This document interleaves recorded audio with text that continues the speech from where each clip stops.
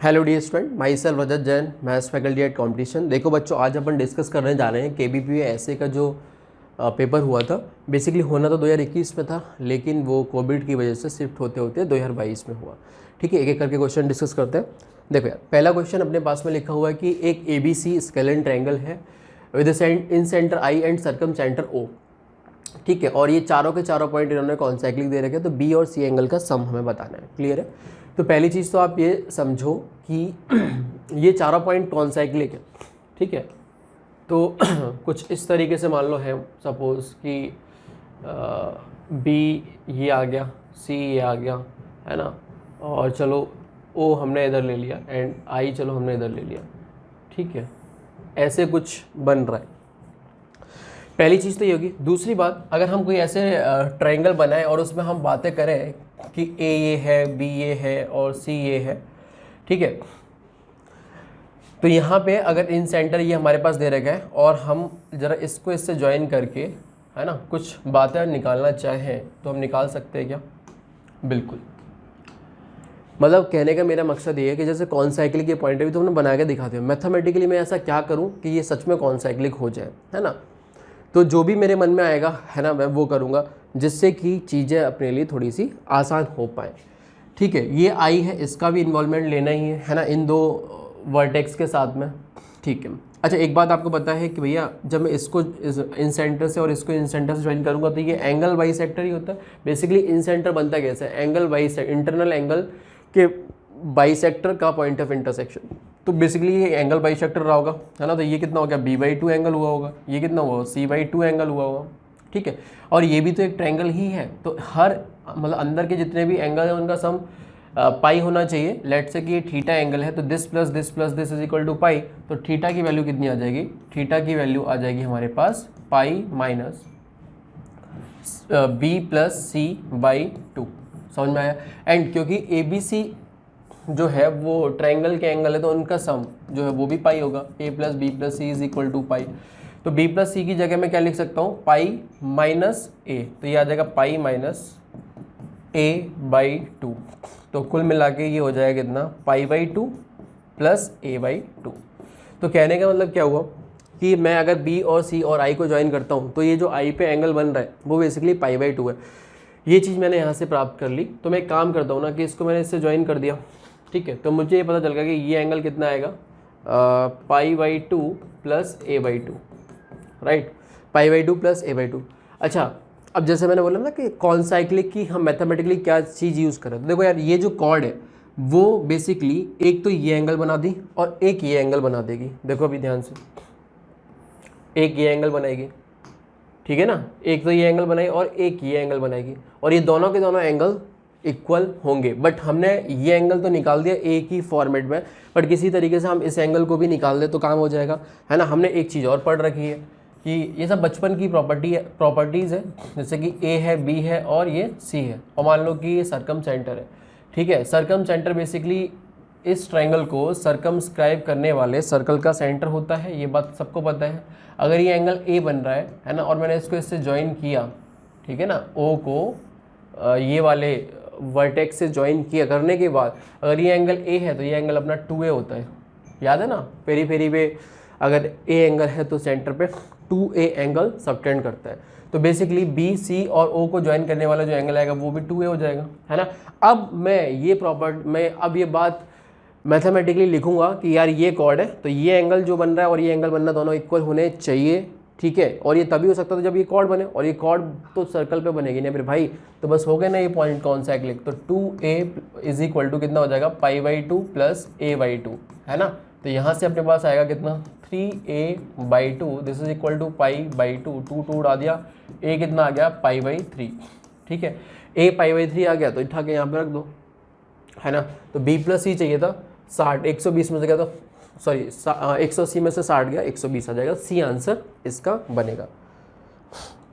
चलिए, second question में बोला गया है suppose ABCD, AB is parallel to CD, ठीक है, is a trapezium such that diagonal AC and BD bisect the angle ये रेस्पेक्टिवली। तो बताना है आगे चल के।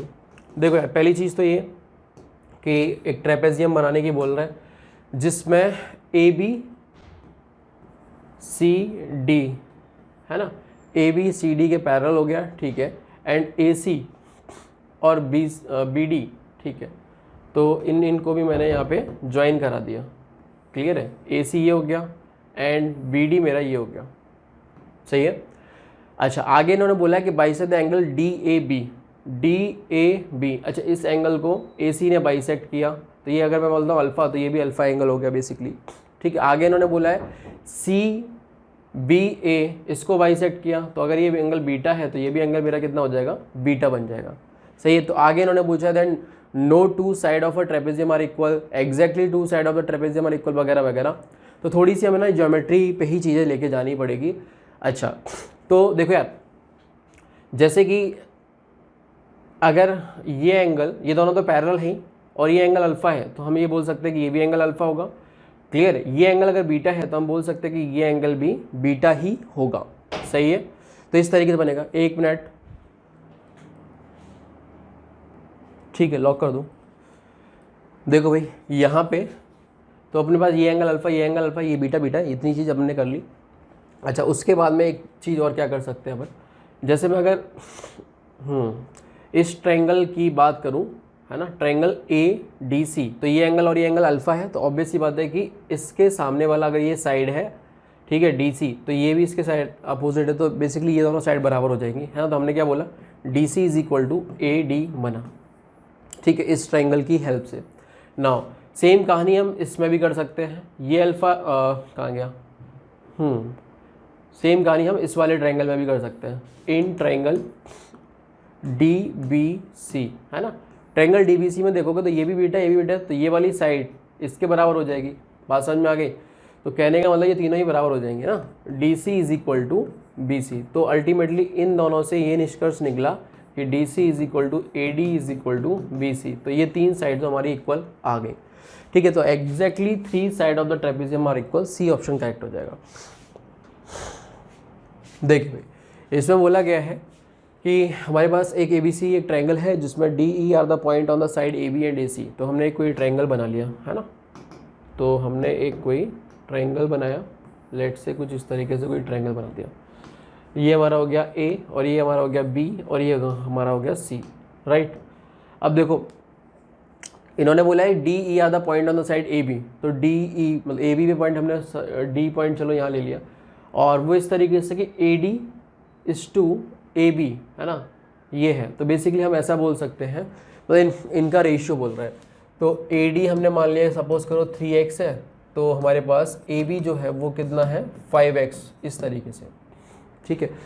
और दूसरा इन्होंने क्या बोला है, ई पॉइंट के बारे में बोल रहे हैं, है ना। तो ई पॉइंट मान लो कि यहाँ पे मान लिया, तो ये है सपोज करो 2y, तो टोटल जो है वो हमारा कितना हो जाएगा, ए ई जो है वो हमारे पास 2y है, और ये हो जाएगा कितना, ए C is equal to 3y, ऐसा इन्होंने बोल रखा है, ठीक है। अब इन्होंने आगे बोला है कि इसको मैंने इससे ज्वाइन किया, तो अपने पास area of the ratio of the area of triangle A B C और A D B, A D E. A D E तो ये हमारा छोटा सा ट्रायंगल हो गया, एंड ए बी सी तो ये पूरा बड़ा वाला ट्रायंगल है, ठीक है। वो किस इंटरवल में लाई करेगा वो हमें बताना है। तो पहली चीज़ तो आप ये समझो कि दोनों ही ट्रायंगल में, छोटे वाले में और इस बड़े वाले में एक चीज़ कॉमन है, वो क्या, एंगल ए, है ना। तो एरिया के वैसे तो तमाम फॉर्मूले हैं, लेकिन कौन सा हम इस्तेमाल करेंगे, क्यों ना हम यहाँ पे हाफ ऑफ दो एडजेसेंट साइड का प्रोडक्ट इनटू साइन ऑफ उन दोनों के बीच का जो है वो वाला यूज़ कर लेते हैं। तो हमें ये बेसिकली निकालना है area of triangle A B C, ठीक है, और नीचे कितना आ जाएगा, area of triangle A D E, right. This is equal to half of क्या बोलते हैं, ए बी कितना है 5x है, और ए सी कितना है 3y, ये दोनों एडजेसेंट साइड होगी ना, इनटू साइन ऑफ इनके बीच का एंगल कितना है। हमने क्यों ये वाला यूज़ किया समझ गए ना, क्योंकि नीचे भी साइन ही आएगा ही आएगा, तो वो कट जाएगा, तो इसमें एंगल का कोई लोड ही नहीं आएगा अपने पास, समझ रहे हो। तो 1/2 इंटू, अच्छा ए डी कितना बनेगा अपने पास में 3x, और ए ई कितना बनेगा अपने पास में 2y इंटू साइन ऑफ ए। तो ए से ये गया, ये भी गया, और एक्स वाई गया, और ये 3 से 3 गया, तो ये कितना आ गया 5/2 आ गया। और ये कैसे इंटरवल में होगा ना, इसमें होगा, इसमें तो है ही क्योंकि बाउंड्री वैल्यूज़ पे ले रखा है, इसमें छोड़ रखा है, इसमें है ही नहीं, ठीक है। तो आंसर कितना हो जाएगा बी।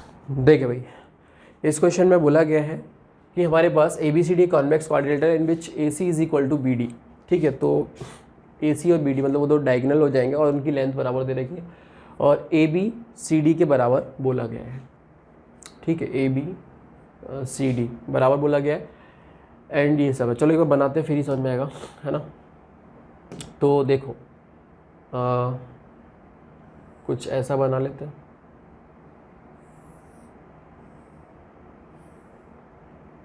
ठीक है।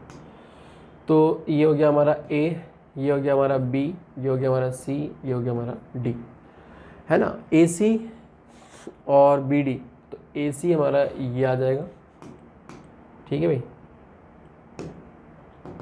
ए सी हमारा क्या आ जाएगा, ये आ जाएगा और बी डी ये बराबर दे रखा है, तो चलो बराबर मान लेते हैं। आगे इन्होंने क्या बोला है कि हमारे पास ये लेंथ भी बराबर है ए बी और सी डी, चलो दिख नहीं रहा डायग्राम से बट ठीक है बराबर है। बी ए सी जो है वो 70 डिग्री है, बी ए सी, ठीक है, ये एंगल जो है वो 70 दे रखा है, ठीक है भाई। And B C D, B C D ये एंगल जो है वो 60 दे रखा है टोटल, ठीक है भाई। बी सी डी 70 दे दिया, 60 दे दिया। The acute angle between A C and B D, तो इन डायगोनल के बीच का जो एक्यूट एंगल है वो हमें निकालना है। तो चलो स्टार्ट करते हैं, ठीक है। तो यहाँ पे एक काम हम ये कर सकते हैं कि देखो यार, मतलब बेसिकली एंगल चेंज करना पड़ेगा, है ना, तभी जाके हम यहीं कहीं तक पहुँचेंगे और जो भी एक्यूट एंगल आएगा वो हम देख लेंगे। अब इन एंगल्स को किसी न किसी एक ट्रायंगल से हमें रिलेट करना पड़ेगा, ठीक है ना। किसी भी एक ट्रायंगल से रिलेट कर दोगे, एक एंगल निकल जाएगा, अपना काम हो जाएगा। अच्छा, इस चीज़ का कैसे यूज़ करोगे कि ये दोनों बराबर दे रखे हैं, है ना, ये दोनों बराबर दे रखे हैं वगैरह वगैरह। तो अभी थोड़ा सा कॉम्प्लेक्स सा है ये डायग्राम, है ना। इसको थोड़ा सा अपन ऐसे लिखते हैं। अपने पास ना एक तो इस डायगोनल को लेते हुए काम चलाना है ना, और एक ये डायगोनल है, ठीक है। और ये एक कॉमन साइड हो जाएगी किस किस ट्रायंगल में, ट्रायंगल डी सी बी में और ए बी सी में। इन दोनों ट्रायंगल में ये बी सी जो वो कॉमन हो जाएगी, पहली चीज़ तो ये निकल के आई, है ना। अच्छा और ये दोनों साइड तो बराबर है और ये दोनों साइड बराबर है, तो अपना काम हो गया। अपना देखो काम कैसे हुआ, मैं बोलता हूँ। ट्रायंगल ए बी सी, है ना, इज कॉन्ग्रुएंट टू, ठीक है। ए बी जो है वो हमारा डी सी के साथ चला जाएगा, है ना, डी सी और फिर क्या आ जाएगा बी। तो आप देख सकते हो ध्यान से कि जो ए बी साइड है वो डी सी के बराबर हो गई, है ना, राइट। और जो हमारी बी सी है वो सी बी, वो तो कॉमन ही है तो वो तो होएगी, ठीक है। दूसरा जो ए सी और बी डी है वो दोनों भी बराबर दे ही रखे हैं, है ना। तो एक तरीके से ट्रिपल एस वाला हो गया, सही है ना। अब अगर ये ट्रिपल एस वाला हो चुका है तो हमारे लिए चीज़ें बहुत आसान होने वाली है। कैसे, देखो इस ट्रायंगल में मुझे ये एंगल पता है ए पे, और ए जो है वो मैच हो रहा है डी के साथ में। तो जो डी एंगल हमारा आएगा इस ट्रायंगल में, मतलब बेसिकली कौन सा, सी ए बी जो है वो 70 है। तो इस वाले ट्रायंगल में कौन से, डी सी बी में अगर हम देखें तो ये वाला एंगल भी कितना हो जाएगा, 70 हो जाएगा। ये बात समझ में आपको आनी चाहिए, आ गई होगी। चलो ये 70, ये टोटल 60, तो ये एंगल कितना हो जाएगा 13 और ये हो जाएगा कितना 50, ठीक है। ये एंगल कितना हो गया 50 हो गया बेसिकली, सही है। ये एंगल मेरा कितना हो गया 50 हो गया, ठीक है भाई। तो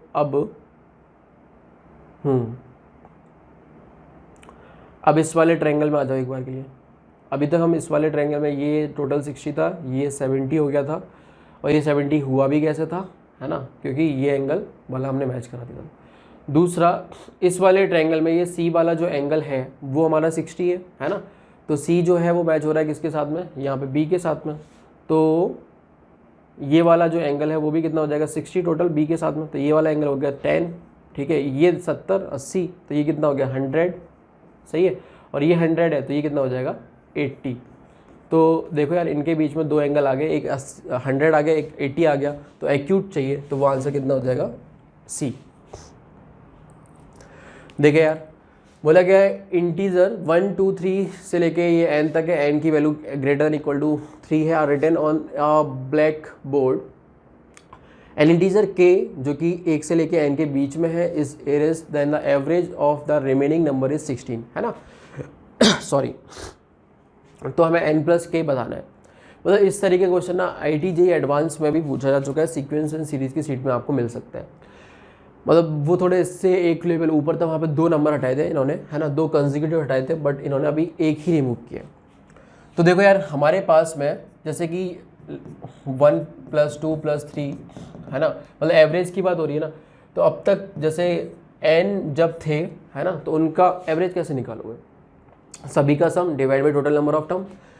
तो इसमें से कोई के वाला हमने हटाया है ना, अच्छा, तो कोई होगा के जो हट गया, 1 से लेकर n तक हमने पूरा लिख दिया, एंड उसमें से हमने k रिमूव करा, k नंबर वाला तो हमने k माइनस कर दिया, तो ऊपर सम जो है वो इतना बनेगा। अब टोटल नंबर कितने, टोटल नंबर 1 हटने के बाद में n-1 बचेगा ना, पहले तो n डिजिट थे हमारे पास में, अब आ गया नीचे n-, और ये मीन जो है इन्होंने बोला कि इसके बराबर है 16 के बराबर है, तो ये चीज़ बन गई। अब यहाँ से एक काम कर लो, इसको उधर ट्रांसफर कर दिया, इसका फॉर्मूला हो जाएगा कितना, n×n+1/2 माइनस का k, और ये ट्रांसफर करोगे तो ये हो जाएगा 16n-16, सही है।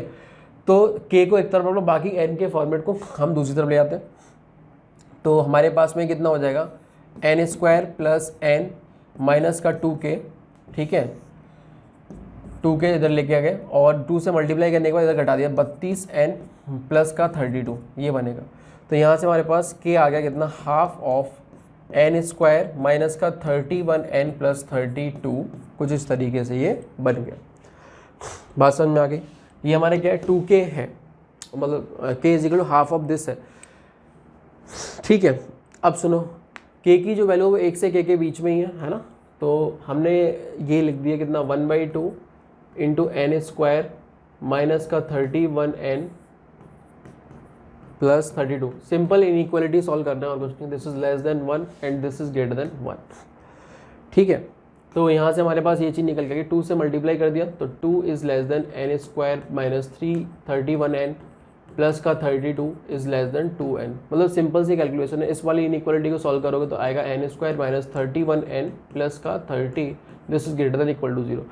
मल्टीप्लाई करें 30 आए एंड ऐड करें तो 31 आए, ठीक है।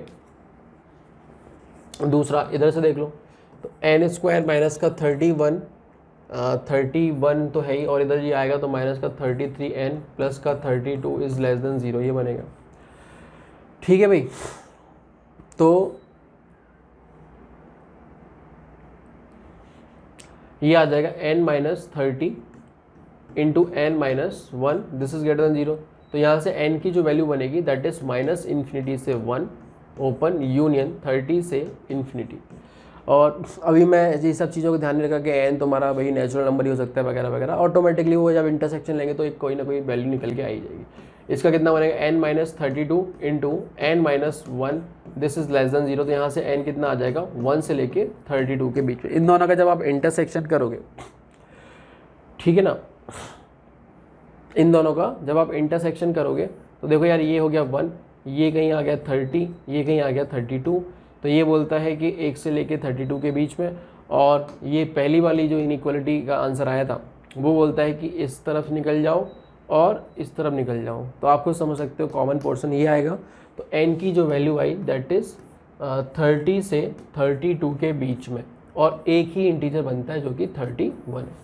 तो n की वैल्यू कितनी बनेगी, 31। n 31 आ गया तो हम यहाँ से k निकाल सकते हैं, सही है ना।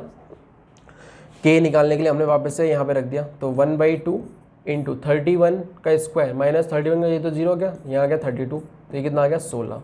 तो उन्होंने n + k पूछा है, तो 31 + 16 दिस इज इक्वल टू कितना आ जाएगा, 47। तो आंसर कितना हो जाएगा, सी। देखें यार, बोला गया है लेट p दे रखा है 99 एंड q दे रखा है इतना, है ना। Define p1 is equal to कुछ इस तरीके से and q1 is equal to कुछ इस तरीके से, ठीक है। और p2 q2 को भी इन्होंने बताया कुछ, है ना, where all logarithmic have base, ठीक है। तो एक काम कर लो, जैसे कि ये हो गया, है ना, वैसे तो तुम p और q का सम करोगे तो वो 200 आएगा, डिवाइड बाई 2 करोगे तो वो हमारा कितना 100 बन जाएगा, और लॉग बेस 10 है तो ये p1 की वैल्यू तो 2 आ गई, है ना, p1 की वैल्यू 2 आ गई। एंड q1 भी निकालने अगर जाओ तो मल्टीप्लाई करना पड़ेगा, मल्टीप्लाई 10 - 1 10 + 1 10² - 1, ठीक है। फिर वो तो कैलकुलेशन करने का, ऑब्वियसली कैलकुलेशन के पर्पज़ तो दिया नहीं होगा। अच्छा एक चीज़ और यहाँ पे आपको समझ में आ रही होगी कि अगर हम बात करें पी और क्यू दोनों पॉजिटिव नंबर तो है, तो P plus Q by two जो होगा है ना, वो ज़्यादा होगा किससे, पी क्यू की पावर 1/2 से, है ना, ए एम जी एम, ठीक है ना, ए एम जी एम लगा लोगे। तो कुल मिला के कहने का मकसद हमारा ये निकल गया है, जब तुम P1 को देखोगे ना तो वो तुम्हारा log of P plus Q by 2 लिखा हुआ है, एंड जो Q1 है वो हमारा log ऑफ, जब log की प्रॉपर्टी लगाओगे तो पी क्यू मल्टीप्लाई हो जाएगा और यहाँ पे हाफ जो लिखा होगा वो इसकी पावर में आ जाएगा, तो ये लिखा हुआ है square root of P into की। अब एक और बात सुनो, हमें ये तो पता चल गया कि इसका इनपुट और इसके इनपुट में ये वाला इनपुट ज़्यादा होगा, ठीक है। अब क्योंकि लॉग का बेस एक से बड़ा ही है ना, तो अगर इनपुट बड़ा होगा तो आउटपुट भी बढ़ेगा। ये बताता है कि P1 जो है ना, वो Q1 से बड़ा होगा। समझ में आ गई। अब देख लो P1 Q1 में सबसे बड़ा, अच्छा बिल्कुल P1 जो है वो Q1 से बड़ा होगा। अच्छा एक और चीज़, अब P1 Q1 से बड़ा है तो अगेन वही कहानी, तो log ऑफ P1 जो है वो log ऑफ Q1 से भी बड़ा होगा। ये बात भी समझ में आनी चाहिए। क्यों, अगेन वही कहानी कि log का बेस तो 10 ही लेना है, और क्योंकि इनपुट बड़ा है तो आउटपुट भी बड़ा ही होगा।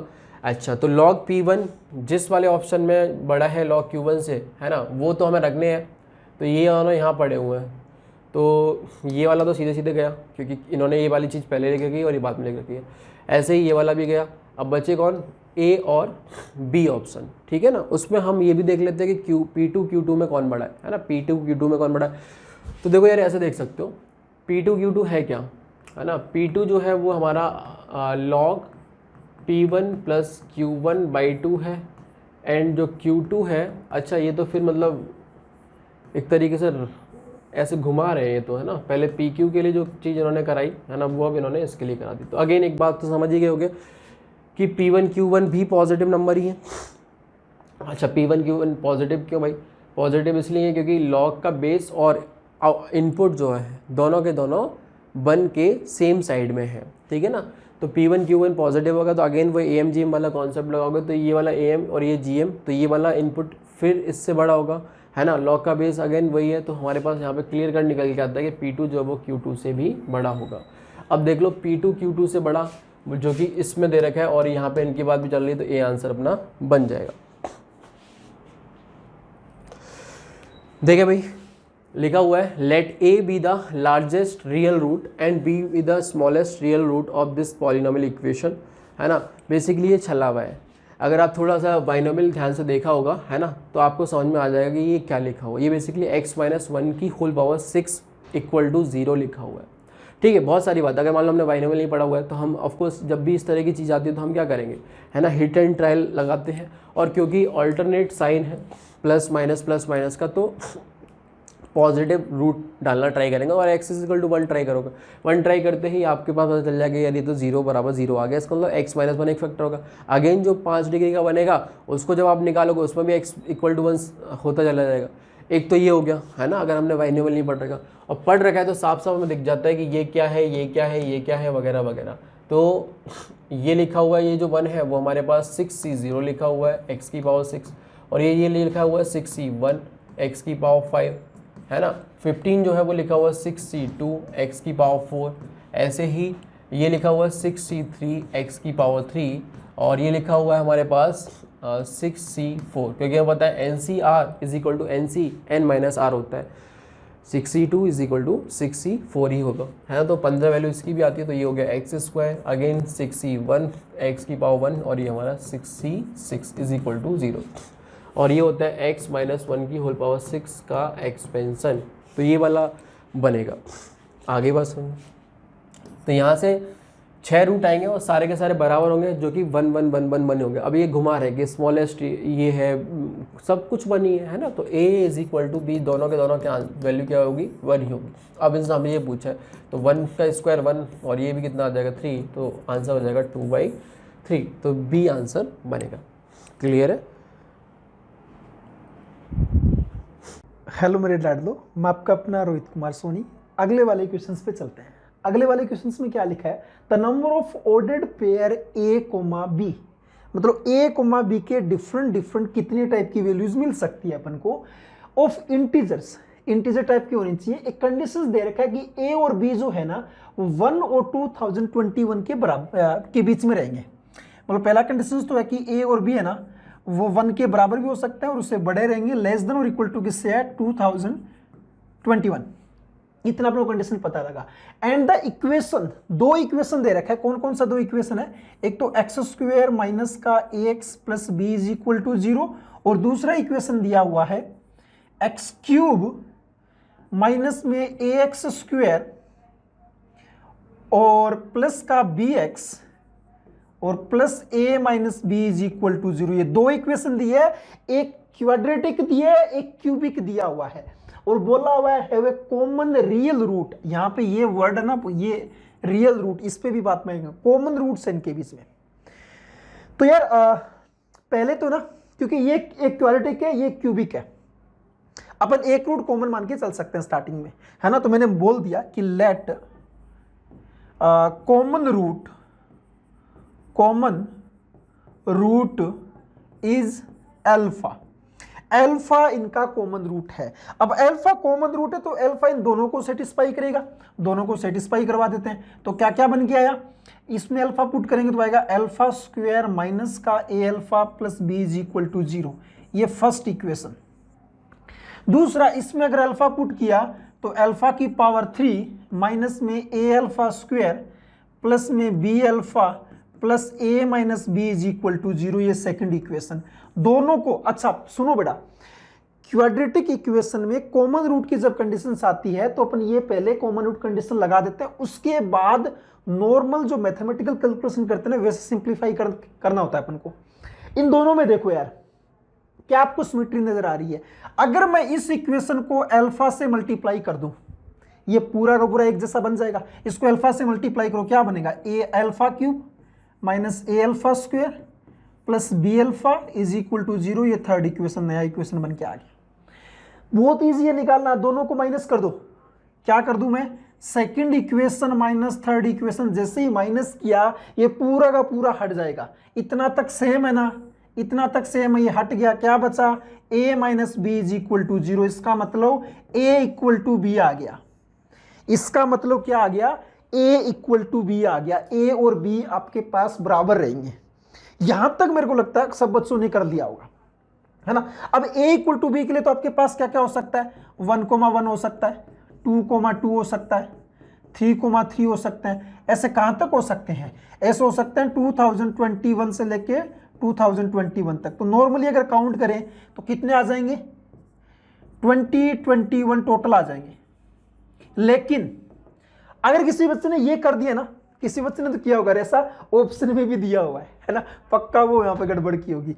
यहां पे ना अगर मैं a का वैल्यू 1 और b का वैल्यू 1 पुट करूंगा तो यहां पे क्या बनेगा ना, यहां पे बनेगा x square minus x plus 1 is equal to 0।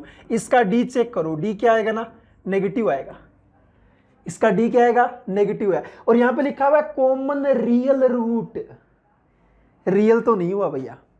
तो एक तो ये कंडीशंस, एक तो ये ऐसे ना, अब ऐसे काउंट नहीं कर सकते, ऐसे खूब सारे वैल्यूज है जो अपन को इनमें से हटानी पड़ेगी, है ना। कुछ 2-3 वैल्यूज और हैं। तो कैसे करें सर, उसके लिए फिर बार बार ऐसे चेक ना करना पड़े तो उसके लिए आप ये जो इक्वेशन है ना, इसके लिए रियल रूट कंडीशन लगा दो। क्या लगा दो, d ग्रेटर देन और इक्वल टू 0। रियल रूट के लिए क्या लगाते हैं अपन, d ग्रेटर देन और इक्वल टू 0।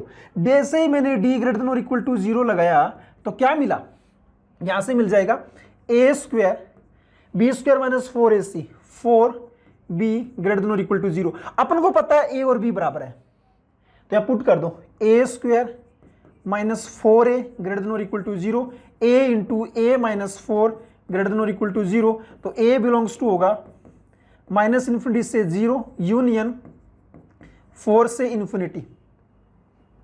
मेरे को चाहिए इंटीजर इंटीजर, और वो भी कौन से इंटीजर, कॉमन वाले, इसके बीच में पॉजिटिव पॉजिटिव इंटीजर चाहिए। तो क्या क्या वैल्यू पॉसिबल हो सकती है, a का वैल्यू क्या हो सकता है, 4 हो सकता है, 5 हो सकता है, 6 हो सकता है। ऐसे कहां से कहां तक, 2021। तो कुछ नहीं, बस 1 से 3 वाली हटा दो, 1 2 3 4 3 वैल्यू कम कर दो। जैसे इससे 3 वैल्यू कम करेंगे 2018 आपका फाइनल आंसर आ जाएगा बेटा। ये आंसर टिक मारना था आपको, यहां पे टिक करना था इसको। तो थोड़ा सा ट्विस्ट ये था ना कि ये चीज ध्यान में रखनी थी, कॉमन रियल रूट वाला दिया है तो ये एक अलग से कंडीशंस लगानी थी और इसको और चेक करना था बस। तो बस कर सकते थे, ये फाइनल आंसर आ गया जी। चलो अगले वाले पे चलते हैं। अगले वाले में क्या दिया है ना कि number of positive integers at x satisfying the equation. अच्छा, इसमें पॉजिटिव इंटीजर पता करना है, ये इक्वेशन इसके बराबर है। यार एक तरीका तो क्या कर सकते हो ना, आप वैल्यूज पुट करके देख लो, रेंडमली वैसे भी चेक कर सकते थे, है ना। दूसरा तरीका क्या कर सकते हैं ना, थोड़ा सिंप्लीफाई कर लेते हैं यार। सिंप्लीफाई करोगे तो x into x plus one into x plus to, तो यहाँ पे क्या बनेगा ना, इस x को छोड़ दो, x plus one x plus two, और इसको छोड़ेंगे तो x into x plus two, और यहाँ पे आ जाएगा x into x plus one is equal to 13/12। एक तरीका तो क्या, क्रॉस मल्टीप्लाई करो यार और एक क्यूबिक इक्वेशन बनेगा। दूसरा तरीका क्या कर सकते हो ना कि इन दोनों का रेशियो ने इसके बराबर है, इसका मतलब x into x plus one into x plus to should be multiple of 12 का मल्टीपल फॉर्म में आना चाहिए। तो 12 के मल्टीपल फॉर्म में आप यहाँ पे क्या वैल्यू पुट करेंगे अपन, 3 कंसेक्यूटिव इंटीजर्स है तो मैं x is equal to 2 put कर सकता हूँ, 2 इंटू 3 इंटू 4, तो कितना आ जाएगा ना, 12 के मल्टीपल में आ रहा है, सही है। और कुछ 1 कर सकते हैं क्या, 1 करेंगे तो 1 इंटू 2 इंटू 3 नहीं हो पाएगा, है ना, 6 नहीं हो पाएगा यार, ये नहीं हो पाएगा। चलिए तो एक ही आंसर आएगा। तो नंबर ऑफ आंसर्स, देखो यहाँ भी ना कुछ बच्चों से गड़बड़ होती है। x का वैल्यू 2 आया, अपन को नंबर ऑफ रूट्स पूछे हुए, तो रूट्स तो नंबर ऑफ रूट्स तो एक ही है ना, 2 पे टिक मत मार देना, कई बार ये थोड़ा सा कंफ्यूजन है ना, हो जाता है कई बार, तो इस पे ध्यान रखना। चलिए अगले वाले पे चलते हैं। अगले वाले में क्वेश्चंस में यार ये जो क्वेश्चंस है ना, ये लिटरली बता रहा हूँ मैं, इतना इजी क्वेश्चंस कैसे दे सकता है, ये 10th क्लास का है, 10th क्लास का क्वेश्चंस दिया हुआ आपको। क्या क्या चीज़ है देख लो। A contractor has 2 teams of workers, team A and team B. Team A can complete project P in 12 days, है ना। तो इस टाइप के क्वेश्चंस में 1 डे की एफिशिएंसी निकाल लिया करो, है ना। अगर 12 डेज में कंप्लीट करता है तो एक दिन में कितना करेगा आपका ये टीम ए इन 1 डे, कितना आ जाएगा ना, 1/12 आ जाएगा। और टीम बी का कितना आ जाएगा, एक दिन में ये कितना कंप्लीट कर रहा है, 1/36। Team A start working on P, अच्छा, and team B joins team A after 4 days, मतलब first 4 days only team A काम किया, तो 4 इंटू एक दिन में कितना 1/12, ठीक है जी, प्लस फिर 4 डेज के बाद में टीम बी ने भी ज्वाइन कर दिया और team A is withdraw after another 2 days. अच्छा, पहले 2 दिन तक दोनों ने साथ में काम किया, तो 2 इंटू कितना आ जाएगा ना 1/12 प्लस 1/36, ठीक है। And team B is asked to double its efficiency, इसका डबल करना है और कितने दिन काम कर रहा है, तो मान लो तो n दिन काम कर रहा है, इसका डबल कितना आ जाएगा 2/36 आ जाएगा, और टोटल काम कर रहा है कंप्लीट तो इक्वल टू 1 कर दो। बस यहां से ना n की वैल्यू निकालनी है यार। अब ये तो होना चाहिए यार, ये तो होना चाहिए था सबसे, जस्ट सिंप्लीफिकेशन कर दो बन जाएगा। तो कितना आ जाएगा 4/12 प्लस ये कितना आ जाएगा 36, तो ये 3 + 1 4, ऊपर आ जाएगा 8 और ये आ जाएगा 2/36 इज इक्वल टू 1। तो 36 एलसीएम आ जाएगा यहाँ पे 3, तो ये 12 + 8 + 2n इज इक्वल टू 1, तो 20, तो 2n is equal to 18, 20, 2n is equal to 16, sorry, n is equal to 8 दिन उन्हें एक्स्ट्रा काम किया, तो ये बी ऑप्शन आपका सही आ जाएगा। चलिए जी अगले वाले में क्या दिया, ये अच्छा क्वेश्चन था यार, जिसमें क्या दिया ना, the number of positive integers पहली बात तो अपन को जो भी इंटीजर्स निकालने हैं वो सारे के सारे क्या होने चाहिए, पॉजिटिव होने चाहिए बेटा, है ना। ऐसे तो इंटीजर अपने पास खूब सारे हैं इसके अंदर, such that n+3 divides n³ - 3। n³ को डिवाइड कौन कर रहा है, n+3 डिवाइड कर रहा है। तो यार डिवाइड का मतलब है कि ये नंबर इससे डिवाइड होने के बाद में एक इंटीजर बनना चाहिए, वही होता है डिविजिबल का मतलब। डिविजिबल का मतलब होता है कि डिवाइड करने के बाद में आपके पास इंटीजर फॉर्म में बन के आना चाहिए। तो पहला चीज तो इसको डिवाइड कर दो नॉर्मल तरीके से यार, तो n³ - 3 को मैं डिवाइड करता हूँ n+3 से, तो कितना आ जाएगा, पहले n² से मल्टीप्लाई किया तो ये n³ + 3n², ये माइनस ये कैंसिल आउट, माइनस का 3n² माइनस का 3 मल्टीप्लाई करेंगे माइनस के 3n से, तो माइनस का 3n² और माइनस का 9n आ गया, ये प्लस ये कैंसिल आउट, 9n माइनस का 3, तो ये प्लस के 9 से मल्टीप्लाई होगा, तो 9n प्लस का कितना आ जाएगा ना 27, तो ये माइनस ये कैंसिल आउट, माइनस का 30 बचा। अब अपन ऐसे लिख सकते हैं, इस n³ - 3 को लिख सकते हैं अपन, n³ - 3 को लिख सकते हैं अपन n+3 इंटू में n² - 3n प्लस का 9 और -30 रिमाइंडर बच गया। और यहाँ पे क्या दिया हुआ है, n³ - 3 डिवाइड किससे कर रखे हैं, n+3 से, तो इसे जैसे ही डिवाइड करेंगे यहाँ बचेगा n² - 3n प्लस 9 माइनस का 30 बाई का n+3। ये तो इंटीजर फॉर्म में अपने आप आ गया, है ना, कोई दिक्कत नहीं है इसमें। तो ये आपका इंटीजर बनना चाहिए, क्योंकि मैंने बोला स्टार्टिंग में ये डिविजिबल का मतलब है एक इंटीजर बन के आना चाहिए। ये तो डिविजिबल हो गया तो इंटीजर बन जाएगा, ये इंटीजर बनना चाहिए। तो 30/n+3 शुड बी इंटीजर, और वो भी कौन सा, पॉजिटिव इंटीजर बनना चाहिए। तो n+3 की वैल्यू क्या ले सकते हो आप, n+3 की वैल्यू 1 ले सकते हो क्या, क्योंकि 1 से 1 लेंगे तो डिविजिबल है, रिजेक्ट हो जाएगा। क्यों, क्योंकि यहाँ पे n नेगेटिव आएगा। n+3 का वैल्यू मैं 2 ले सकता हूं क्या, वो भी रिजेक्टेड हो जाएगा। तो 1 हो गया, 2 हो गया, 3 हो गया। n+3 का वैल्यू 3 ले सकते हैं क्या, नहीं ले सकते, 0 आएगा, पॉजिटिव इंटीजर चाहिए अपन को। तो और कौन सा होगा फिर, 4 से नहीं होगा, 5 ले सकते हैं। हाँ, तो n+3 = 5, इसका मतलब एक सॉल्यूशन तो यहां से आ गया। 6 ले सकते हैं क्या, 6 भी ले सकते हैं, तो n का वैल्यू 3 आ गया। 7 नहीं ले सकते, 8 नहीं ले सकते, 9 नहीं ले सकते, 10 ले सकते हैं, तो n+3 आपका 10 आ जाएगा। तो n = 7 आ गया, ये हो गया, ये हो गया। ऐसे सर्कल बनाते जाओ। और कौन से हो सकते हैं, 10 नहीं हो सकते, 10 हो गया, 12 नहीं हो सकते, 13, 14, 15 हो सकता है, तो n = 12 आ गया। उसके बाद 16, 17, 18, 19, 20, 25, 30 होगा डायरेक्टली, 30, तो n = 27। कितना आ गया जी, 3 यहाँ से, 2 यहाँ से, 5 सॉल्यूशंस आ जाएंगे। तो C आपका एकदम सही आंसर है बेटा, इस पर टिक मार सकते थे आराम से, ठीक है। ये ऐसे क्वेश्चंस करने लायक थे आपके पास। चलो अगले वाले में और देख लो। अगले वाले क्वेश्चंस में काफी अच्छा क्वेश्चन दिया हुआ है जी, इसको देखो ध्यान से, मजा आएगा। क्या क्या चीज है, suppose we have an arithmetic progression AP दिया हुआ है ना। ये जो टर्म्स है ना, A1, A2, A3 ... AN, ये किसके अंदर टर्म्स है, AP में दिया हुआ है। और क्या क्या दिया हुआ है, AP का फर्स्ट टर्म भी दिया हुआ आपके पास 1 है, और A2 - A1 का मतलब कॉमन डिफरेंस भी दे रखा है बेटा। कॉमन डिफरेंस कितना दिया हुआ है, 5 दिया हुआ है।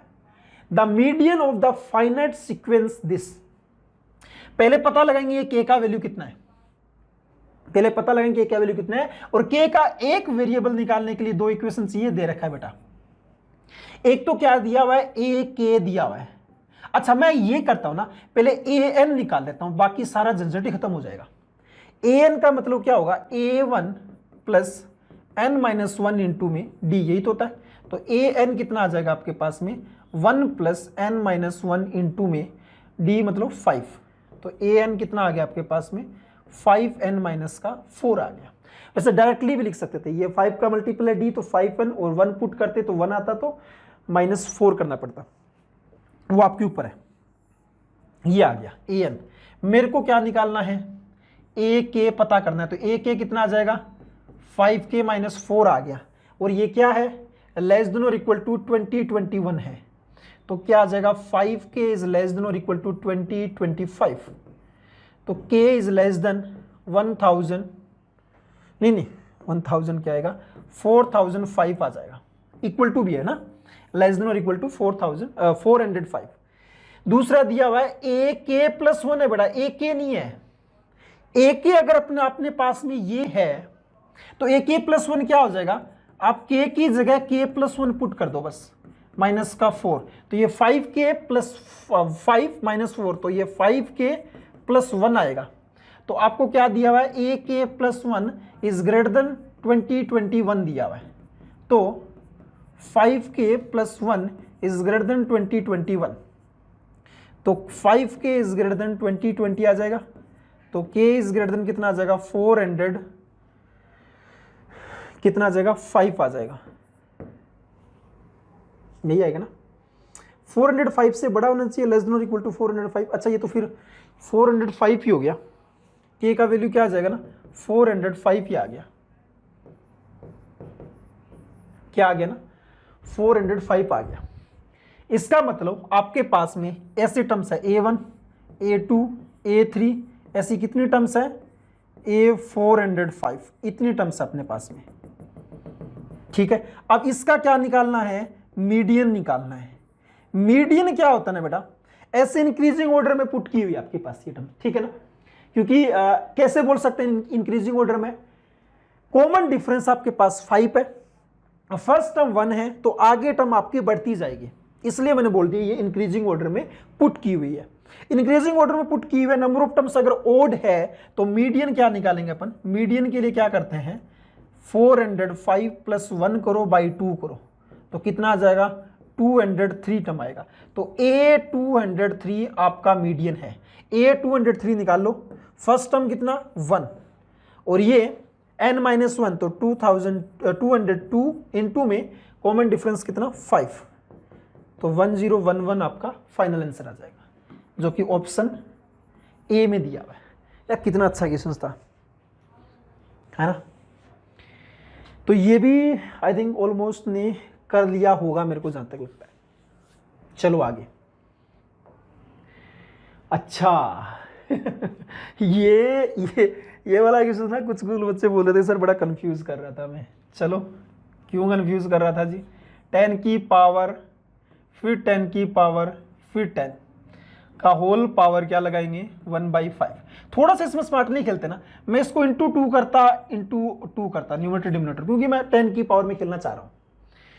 तो ये कितना बनता आपके पास में 10 की पावर, ये 10 की अच्छा नीचे लिख दो, ये ऐसे बन जाता है ना, यहां पे कितना आ जाता ना, ये इंटू में 2/10 आ जाता, तो इस 2 को तो मैं बाहर निकाल लेता, तो 10 की पावर 2 इंटू एक पावर कम हो जाती तो कितना बचता आपके पास 9 बचता, तो 10 की पावर 2 इंटू 10 की पावर 9, तो ये ए ऑप्शन आपका सही था यार, ये तो बहुत इजी होता। चलिए नेक्स्ट वाले में क्या दिया, let a denote the set of all 2 digit numbers in base 10 that are equal to 4 times the sum of the factorial of their digit।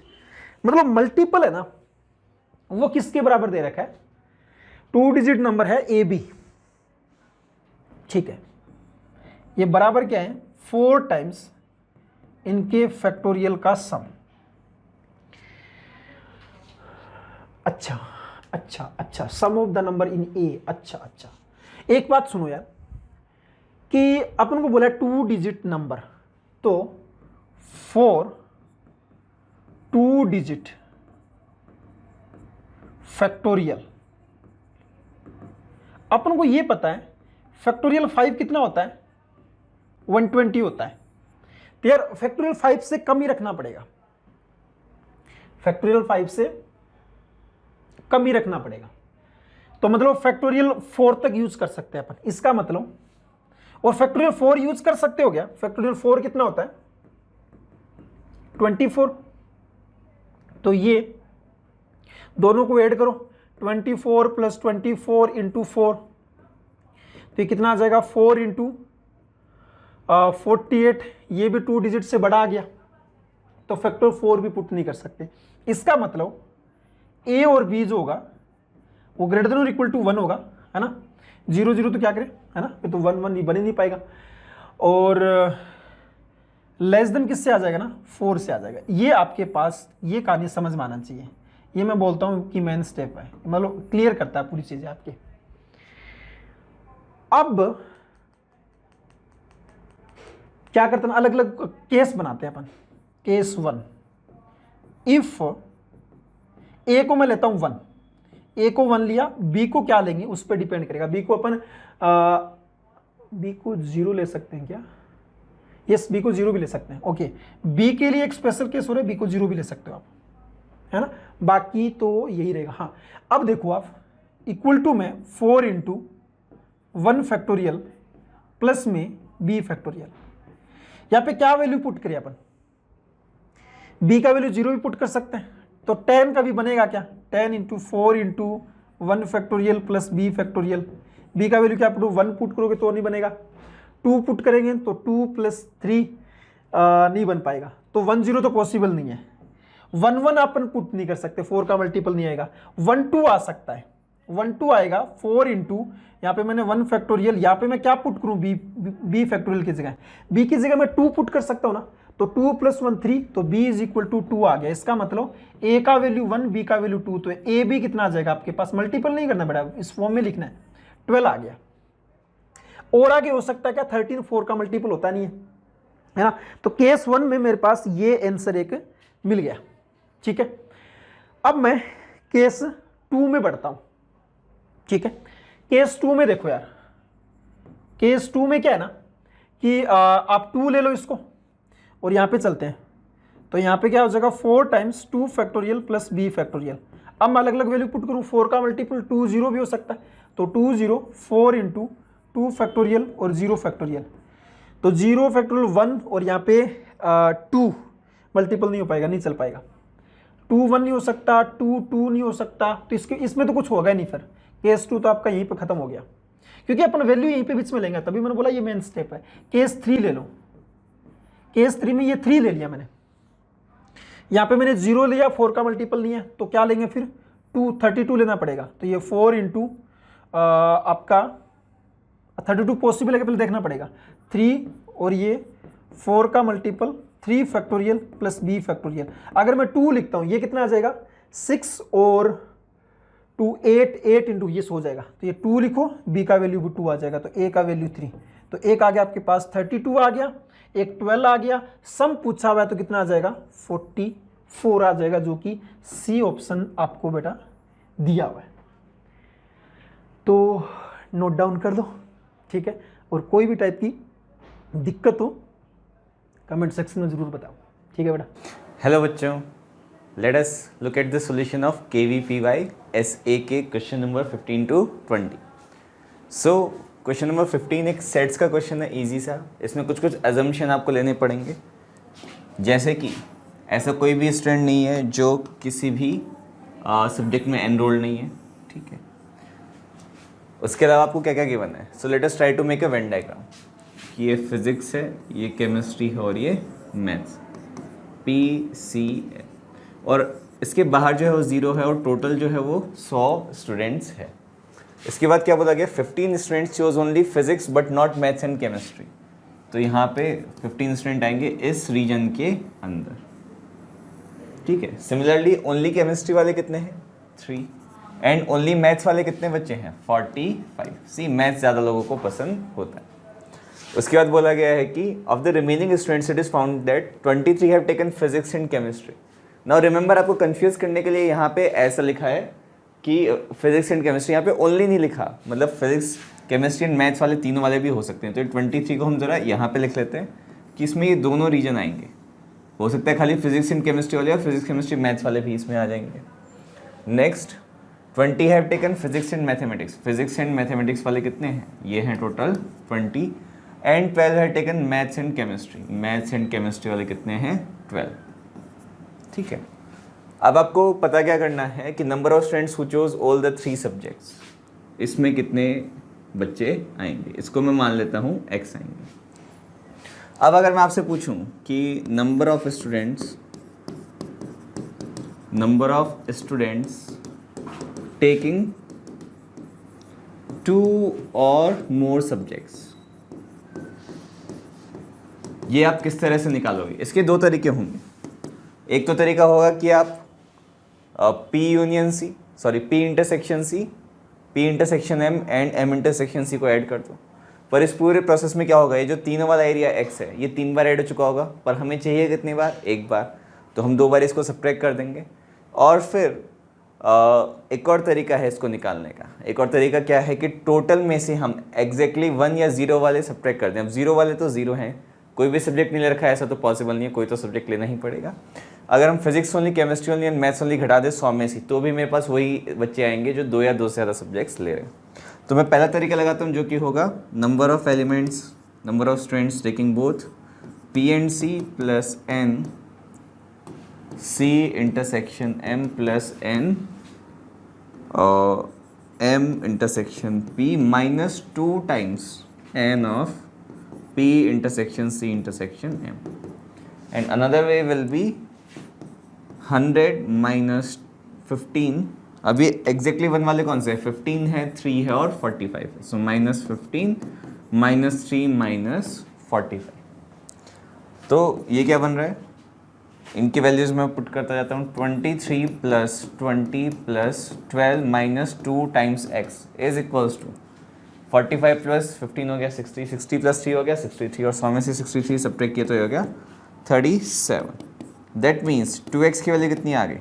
जो हो गया 35 minus 2 minus 37 minus 2 and 20 minus 2 is 18।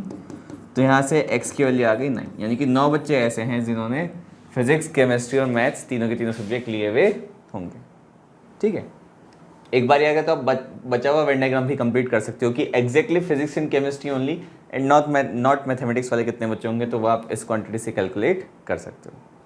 And ये question जो है वो set theory का मैं medium question बोल सकता हूँ, बिकॉज हो सकता है आपको स्ट्रेटेजी ना समझ में आए कि सर अब मैं क्या करूँ, कुछ डेटा दिया हुआ है कुछ डेटा नहीं दिया हुआ, तो मैं कैसे बचा हुआ डेटा फाइंड आउट करूँ। ये जो है सेक्शन 2 शुरू हो जाता है और इसमें स्लाइटली आपको हायर लेवल के क्वेश्चंस मिलेंगे, बट ऐसा कुछ नहीं है कि बहुत ज़्यादा आउट ऑफ योर रीच होंगे, विद इन योर रीच ही होंगे। फॉर एग्जाम्पल ये एक सॉल्यूशन ऑफ ट्राइंगल्स का सिंपल सा क्वेश्चन है। इसमें आपको एक राइट एंगल ट्राइंगल की, ठीक है, तो इसकी जो वर्टिसेस हम मान लेते हैं A, B और C है and corresponding side small a, small b and small c as in colour. क्या गिवन है कि इसका area sum of the sides यानी कि small a plus small b plus small c equals to 42। Let me call it equation number 1। Next is difference between median and altitude drawn from the vertex at right angle. तो altitude तो simple है, median भी simple है, ठीक है। इसको मैं CD बोल देता हूँ और इसको मैं CM बोल देता हूँ, ठीक है। मीडियन के लेंथ को लेटर से मैं स्मॉल m बोल देता हूँ। और क्वेश्चन में क्या गिवन है कि difference between median and altitude is 2। अब आप बताओगे इसमें कौन बड़ा होगा, मीडियन बड़ा होगा कि ऑल्टीट्यूड बड़ा होगा। किसी पॉइंट से किसी लाइन की जो मिनिमम डिस्टेंस है ना वो परपेंडिकुलर डिस्टेंस होती है, तो आप कह सकते हो कि इस राइट एंगल ट्राइंगल में जो CD है यही मिनिमम होगा, तो ये डेफिनेटली जो मीडियन है ये ऑल्टीट्यूड से 2 ज़्यादा होगी, या इन अदर वर्ड्स ऑल्टीट्यूड जो है वो मीडियन से 2 कम होगी। तो जो ऑल्टीट्यूड है उसकी लेंथ हो जाएगी m-2 यूनिट्स। अब और कौन कौन से रिलेशंस मुझे पता है राइट एंगल ट्राइंगल के लिए, तो पाइथागोरस से हम तो सबको पता ही है कि a² plus b² equals to c²। इसको मैं ज़रा इक्वेशन नंबर 2 नाम देता हूँ। अब इन दोनों को मैं क्या मिला के सिंप्लीफाई कर सकता हूँ? Yes you can. आप क्या करो, इसको ऐसे लिखो कि a plus b equals to 42 minus c, फिर आप स्क्वायर कर दो a² plus 2ab plus b² equals to 42 minus c का whole square, that is 42 square plus c² minus 2 into 42 into c। Now आपको पता है कि a² प्लस b² तो c² के इक्वल है, तो ये क्वांटिटीज तो कैंसिल हो गई। बचा क्या, ए बी सी में एक थोड़ा आसान सा रिलेशन आ गया, और आप एक 2 को भी कॉमन लेके कैंसिल कर दो, तो a b is equals to 42 into 21 minus 42 2c। ठीक है, ये एक सिंप्लीफाइड रिलेशन हो गया। एक और हम क्या चीज़ यूटिलाइज करें, लेट अस से कि अगर आप एरिया ऑफ ट्रायंगल है आप दो तरीके से निकाल सकते हो। कैसे कैसे? एक तो आप निकाल सकते हो half of area of triangle is half of a b, base को आप a मान लो और हाइट को b मान लो, या फिर आप बेस को c मान लो एंड हाइट को m-2 मान लो। तो ये कोस्ट हो जाएगा half into c into m-2। ये हाफ से हाफ कैंसिल कर देता हूँ। एक और रिलेशन मेरे पास आ गया, that AB equals to c times m-2। Relation number 3। Now क्यों ना मैं इस AB को प्योरली c की टर्म में लिख दूँ ताकि मेरा एक और वेरिएबल कम हो जाए। Let us do that. तो इसको पहले से लिखने की बजाय let us use equation number 3 and write it as 42 into 21 minus 42c equals to cm-2c। Alright, एक बार इसको ऐसे ही हम छोड़ देते हैं। Equation number 4। Now length of median का फॉर्मूला बाकी है। लेंथ ऑफ मीडियन के लिए आप अपोलोनियस थ्योरम यूज कर सकते हो। वो क्या बोलती है कि a² प्लस b² जो होगा वो 2 टाइम्स m² प्लस c/2 का होल स्क्वायर इसके बराबर होगा। a² प्लस b² को आप अच्छी बात है किससे रिप्लेस कर सकते हो? c² से। सी राइट एंगल ट्रायंगल की ये जो प्रॉपर्टी हमने कई जगह यूज़ की कि c² equals to 2 times m² plus c²/2। तो यहाँ से मेरे पास क्या आ गया? c²/2 इक्वल्स टू 2m², यानी कि यहाँ से मेरे पास जो मीडियन की लेंथ है वो c/2 आ गई। ठीक है, मीडियन की लेंथ क्या आ गई? c/2। वैसे आपको डिराइव करने की ज़रूरत नहीं थी, आपको पता होना चाहिए। कैसे पता होना चाहिए? कि इसका जो सर्कम सर्कल होगा, इसका जो सर्कम सर्कल होगा उसका सेंटर जो है वो हाइपोटेन्यूज का मिड पॉइंट होगा, और हाइपोटेन्यूज के मिड पॉइंट की सर्कल के किसी भी पॉइंट से डिस्टेंस सेम होगी। तो ये डिस्टेंसेस तो c/2 और c/2 है ही, तो नेचुरल सी बात है कि मीडियन की लेंथ भी c/2 होगी। ये इतना बड़ा डिराइव करने की ज़रूरत पड़नी नहीं चाहिए थी। नाउ इक्वेशन नंबर 4 और 5 से मैं क्या कर सकता हूँ? m की वैल्यू अगर c/2 मैं यहाँ पे पुट कर दूँ तो प्योरली c में क्वाड्रेटिक बनेगी, जिसको सॉल्व कर लेना, और जो डिज़ायरेबल एक रूट आ रहा होगा उसको रख लेना, जो नहीं आ रहा होगा उसको मत रखना। So let us substitute this in this equation. So what do we get? We get 42 into 21 minus 42c, और रादर इसको आप 42c और प्लस 2c को माइनस का 40c लिख सकते हो, इक्वल्स टू c²/2। इसको सिंप्लीफाई करके आप लिख दो ऐसे कि c² प्लस 80c माइनस, और ये हो जाएगा 42 इंटू 42। अब इसके फैक्टर करने के ट्राई करो कि दो नंबर्स जिनका डिफरेंस तो 80 हो और प्रोडक्ट 42 इंटू 42 हो। 42 के फैक्टर्स क्या क्या होते हैं? 2 इंटू 3 6, 6 इंटू 7 42। सो 2 इंटू 3 इंटू 6 आप सोचो कि ये मेरे पास 2 into 2 into 3 into 3 into 7 into 7 ऐसे फैक्टर्स है। इनको इस तरह से फैक्टराइज करो कि डिफरेंस 80 आ जाए। तो एक क्या बनेगा? 2 2 4, 4 3 12 एंड 12 3 36 एंड 49। नहीं, ये बात तो नहीं बैठी। 7 7 49, 49 इंटू 2 98 एंड बचेगा क्या? 3 3 9 और 9 2 18, 98 एंड 18। ये डिफरेंस जो है वो 80 भी आ गया और इनका प्रोडक्ट भी ये आ गया। तो ये बन जाएगा मेरे पास c² plus 98c minus 18c minus 42 into 42 equals to 0।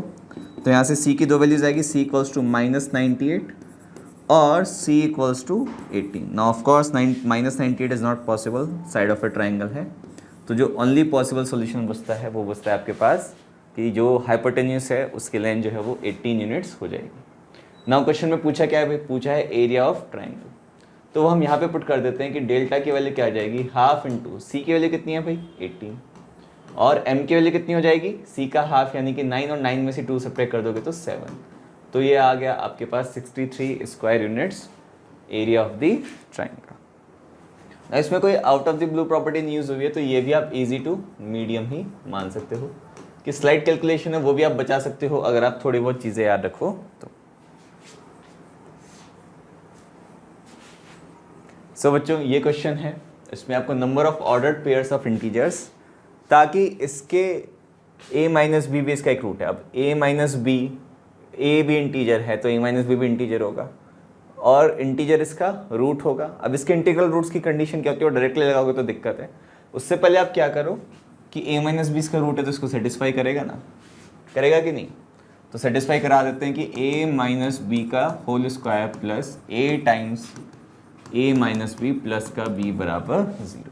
अब ये दो वेरिएबल है ए और बी, तो आप इनमें क्वाड्रेटिक बनाने का ट्राई करो, ठीक है। तो ये बन जाएगा a square minus 2ab plus b square plus a square minus a b plus का बी बराबर 0। इसको प्रीअरेंज करके लिखो कि 2a square minus 3ab plus b square plus का बी इक्वल्स टू 0।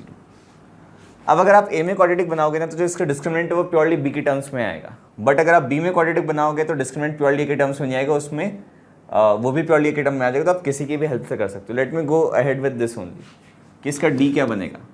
इसके मुझे रियल और इंटीग्रल रूट्स चाहिए, integral values of A satisfying this equation. और अगर इंटीग्रल ए चाहिए तो इसका जो डी है वो perfect square of N integer होना चाहिए। डी कैसा होना चाहिए? Perfect square. So let me find its D. D क्या होगा इसका? 3 3 जा 9 टाइम्स बी स्क्वायर माइनस 4 2 जा 8 times b square plus b. और ये perfect square of some natural number letter से ये एन स्क्वायर के बराबर हो जाएगा। नाउ ये क्या बनेगा? ये टर्म बनेगा 9b square minus 8b square हो गया b स्क्वायर माइनस 8b। अब इसको परफेक्ट बनाने के लिए आप प्लस 16 इधर कर दो तो आपको इधर भी एन स्क्वायर प्लस 16 करना पड़ेगा।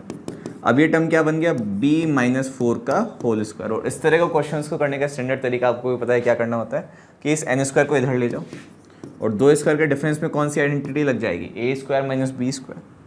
तो एक तो टर्म बनेगी b माइनस 4 प्लस एन और एक टर्म बनेगी b माइनस 4 माइनस का n इक्वल्स टू 16। अब ये भी इंटीजर है, ये भी इंटीजर है, तो इसको आप दो इंटीजर्स के फैक्टर्स में कैसे ब्रेक कर सकते हो? ठीक है, बहुत सारे तरीके हैं वैसे, बट हम कुछ तरीके पहले ही एलिमिनेट कर देंगे। क्यों? आप क्या करोगे? दो इक्वेशंस बनाओगे कि एक फैक्टर इनमें से एक इंटीजर हो जाए, दूसरा फैक्टर दूसरा इंटीजर हो जाए। तो एक एग्जांपल में तो लेट से 1,16 में आपने ब्रेक किया। अगर ये फैक्टर 1 हो गया, ये फैक्टर 16 हो गया, तो इन दोनों को ऐड करोगे तो आप क्या बनेगा? इन दोनों को अगर आप ऐड करोगे तो क्या बनेगा? n से n कैंसिल हो जाएगा और ये बन जाएगा 2b माइनस का 8। ठीक है, 2b माइनस 8 बनेगा। इसको मैं p इंटू क्यू बोल देता हूँ। 16 equals to p into q. ठीक है, एक बारी मैंने लेटर से कि 2b माइनस 8 इन दोनों का सम जो है वो p प्लस क्यू बनेगा। और अगर आपने p और q की वैल्यू 1 और 16 ली है तो ये तो हो जाएगा 17। अब सोचो ये तो एक इवन इंटीजर है जहाँ पे p और q ऑफकोर्स इंटीजर है, और ये एक ऑड इंटीजर है, तो इवन तो ऑड के इक्वल हो ही नहीं सकता ना। तो एक भी फैक्टर अगर ऑड आ रहा हो और एक इवन आ रहा हो तो बात नहीं बनेगी। बात क्यों नहीं बनेगी? क्योंकि उस केस में मेरा b जो है, उस केस में मेरा जो b है ना वो इंटीजर नहीं आ पाएगा। तो आपको बात समझ में आ रही होगी कि हम ऑड इवन वाले पेयर तो नहीं लेंगे, हम p और q के खाली इवन इवन वाले पेयर लेंगे। अब इवन इवन वाले पेयर कौन कौन से हो सकते हैं? एक तो हो सकता है 2 इंटू 8, एक हो सकता है 8 इंटू 2, एक हो सकता है -2 इंटू -8, एक हो सकता है -8 इंटू -2, दो और हो सकते हैं 4,4 एंड -4, -4। अब आपको ये 6 पेयर्स ऑफ इक्वेशन सॉल्व करनी है, इसके करस्पॉन्डिंग आप 6 pairs of a and b find out कर लोगे। Let us complete the calculation. ठीक है, इसके बाद कुछ ज़्यादा बचा नहीं है कि ये जो दो फैक्टर्स है, अच्छा इन दोनों का सम क्या बनेगा? 2b minus 8 equals to p plus q. ठीक है, इनका सम बनेगा 2b minus 8 equals to p and q है सम ऑफ फैक्टर्स। और डिफरेंस ऑफ फैक्टर्स क्या बनेगा? डिफरेंस ऑफ फैक्टर्स बन जाएगा b से b कैंसिल हो जाएगा इस दिस टाइम, एंड ये बन जाएगा 2n equals to p minus q। ठीक है, अब मैं p और q की वैल्यूज लेता हूँ और ये सम और डिफरेंस निकाल लेता हूँ। ठीक है, for p and q, p और q की क्या क्या वैल्यूज पॉसिबल है? 2 8। इस केस में सम क्या हो जाएगा? 2b माइनस 8 इक्वल्स टू 10 हो जाएगा और डिफरेंस क्या हो जाएगा? 2n इक्वल्स टू डिफरेंस हो जाएगा 2 माइनस 8 दैट इज -6। तो यहाँ से मेरे पास b की वैल्यू क्या आ गई? b की वैल्यू आ गई 9 और n की वैल्यू क्या आ गई? -3। अब यहाँ से a कैसे निकालोगे भाई? यहाँ से a भी तो हमें निकाल के देखना है कि कहीं a भी तो इंटीजर आना चाहिए। सो a की वैल्यू क्या होगी? बेसिकली जैसे आपने b इक्वल्स टू 9 पुट किया यहाँ पे, तो ये 9 9 81, ये इक्वेशन बन गई आपकी। मैं इक्वेशन भी लिख देता हूँ कि फिर उससे इक्वेशन क्या बन जाएगी। b के जो 9 पुट करते हैं इक्वेशन बन जाएगी a स्क्वायर माइनस 9 टू जा 18a। एक्चुअली ये हो जाएगा a स्क्वायर माइनस, और ये है 3ab 2a square minus 9 into 3 27a plus 81 plus 9 is 90 equals to 0। तो क्या यहाँ से a की वैल्यू इंटीजर आ जाएगी? लेट मी कंप्लीट दिस कि ये अगर n मेरा आया n स्क्वायर क्या था मेरा, ये मेरा डिस्क्रिमिनेंट ही तो था एक तरह से। तो बेटर होगा कि आप a की वैल्यू कैलकुलेट कर लो इक्वेशन की बजाय। a will be equals to 3b plus minus square root of n square, यानी कि बेसिकली n हो जाएगा -3b plus minus n upon में 2 2 जा 4। ठीक है, आपने n के लिए जैसे ही -3 पुट करी और b के लिए 29 पुट करी तो 27 प्लस 3 और 27 माइनस 3। नाउ 27 प्लस 3 तो 4 का मल्टीपल नहीं बनेगा, तो क्या बनेगा मल्टीपल 4 का? 27 माइनस 3, 24/4। तो a की वैल्यू यहाँ से आ जाएगी 6। ठीक है, इस तरह से आप निकालते जाओ। ये तो हो गया पहला पेयर। क्या क्या पेयर मिला? a equals to 6, b equals to 9। ठीक है, नेक्स्ट अगर मैं पेयर की बात करूं, सेकंड केस में आप प्योर q की वैल्यू 8 और 2 ले लें। तो इस बार फटाफट ओरली कैलकुलेट करके बताओ, देखें कि p प्लस q क्या बनेगा? 10। और अगर ये 10 बनेगा तो b की वैल्यू अभी भी 9 है। ठीक है, और यहाँ से n की वैल्यू क्या बनेगी? n की वैल्यू बन जाएगी यहाँ से 3। n की वैल्यू यहाँ से फिर से बन जाएगी 3। और इस बार भी आप अगर यही गणित लगाओगे तो फिर से ये a जो है वो इंटीजर आ जाएगा। a फिर से मेरे पास इंटीजर आ जाएगा। ऑलराइट, ठीक है, इस केस में a की वैल्यू क्या आएगी? a की वैल्यू फिर से 6 आ जाएगी। तो नया पेयर मुझे नहीं मिला, बेसिकली 9 और 6 मुझे वही पेयर मिला। तीसरा जो हमने सोचा था -2, -8, उससे हमें क्या मिलेगा? आपने जैसे ही -2, -8 रखा, या -8, -2 रख लेना। ये ऑब्जर्व करो आपकी दोनों से आपको सेम ही pair of a and b मिलेगा। n भले ही अलग अलग आ जाए, बट हमारा कंसर्न n नहीं है, हमारा कंसर्न क्या है? a। तो इससे में दोनों का सम क्या हो जाएगा? p प्लस q हो जाएगा -10। तो 2b -8 इक्वल्स टू आ गया -10।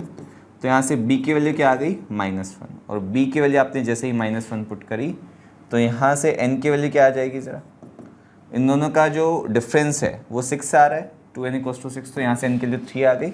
ये दोनों वैल्यू ज़रा यहाँ पे पुट करो, -3 और क्या हो जाएगा? -3। एक तो आपके पास चॉइस है कि आप -3 करो, एक चॉइस है -3 + 3 करो। तो -3 + 3 करना ही सही रहेगा। And in that case a की वैल्यू क्या आ जाएगी? 0। लेट अस जस्ट चेक कि a इक्वल्स टू 0 पुट करने पर b की वैल्यू -1 पुट करने पर ये सेटिस्फाई कर रहा है? बिल्कुल सेटिस्फाई कर रहा है। तो एक और पेयर मुझे मिल गया। मैं a, b के पेयर्स को लिखता देता हूँ। इन दोनों से मुझे a की पेयर मिला 6, 9। यहाँ से मुझे पेयर मिला 0, -1। चलो नेक्स्ट अपन पेयर ले लेते हैं। p की वैल्यू 4 एंड q की वैल्यू भी 4। इस केस में सम क्या हो जाएगा? 2b - 8 equals to 8। तो b की वैल्यू आ जाएगी यहाँ से 8 और n की वैल्यू क्या आ जाएगी? दोनों का डिफरेंस क्या हो जाएगा? 0। तो n की वैल्यू भी क्या आ जाएगी? n की वैल्यू भी आ जाएगी 0। ठीक है, n की वैल्यू 0 यहाँ पे पुट कर दो तो 3 × 8/4, 3 दूनी 6 आ गया ये। तो यहाँ से मुझे एक पेयर मिला, a की वैल्यू 6 और b की वैल्यू 0। एंड फाइनली अगर आप पेयर पुट करो -4, -4, तो यहाँ से b की वैल्यू क्या आ जाएगी? दोनों का सम आ गया -4 दैट इज़ -8। तो b की वैल्यू यहाँ से 0 आ गया। और b की वैल्यू आप जैसे ही 0 पुट करते हो, अच्छा इनका डिफरेंस कितना है? 0। तो यहाँ से n की भी वैल्यू 0 आ गई और b भी 0 है, n भी 0 है। तो a की वैल्यू फिर से क्या आ जाएगी? a की वैल्यू फिर से 0 आ जाएगी। तो एक और पेयर मुझे मिला 0, 0। तो a, b का आपको ये 4 पेयर मिलेंगे, 6, 9। Let us just double check कि ये सेटिस्फाई तो कर रहा है ना इसको, कि 2a² कितना बनेगा? 36 × 2 72 माइनस 9 × 6 × 3 54 एंड 54 × 3 इज, और लेट अस से 18 × 9 81 × 2 81 × 2 इज 162 प्लस 9 9 जा 81 प्लस 9। तो ये हो गया 90 प्लस 72 हो गया 162 and 162 minus 162 is equals to 0।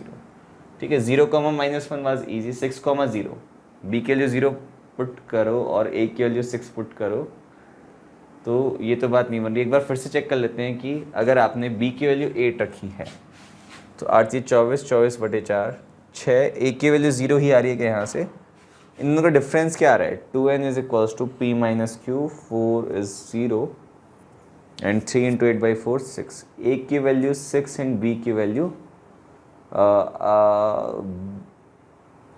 यहाँ से ए की वैल्यू 6 और बी की वैल्यू 8 आ रही है ना। 6,8 is the pair and not 6,0, so this pair is 6,8। Just check 6,8, a equals to 6 and b equals to 8।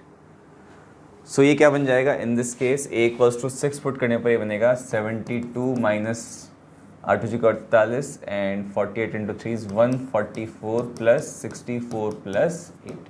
ये भी हो गया 72 plus 72 144, 144 minus 144 0। 6 9 0 minus 1 6 8 and 0 0, these are the only 4 pairs possible. ठीक है भाई, कौन से 4 पेयर हो गए ये 4 पेयर मेरे पास आ गए। Number of ordered pairs of integers such that a minus B is root of this equation.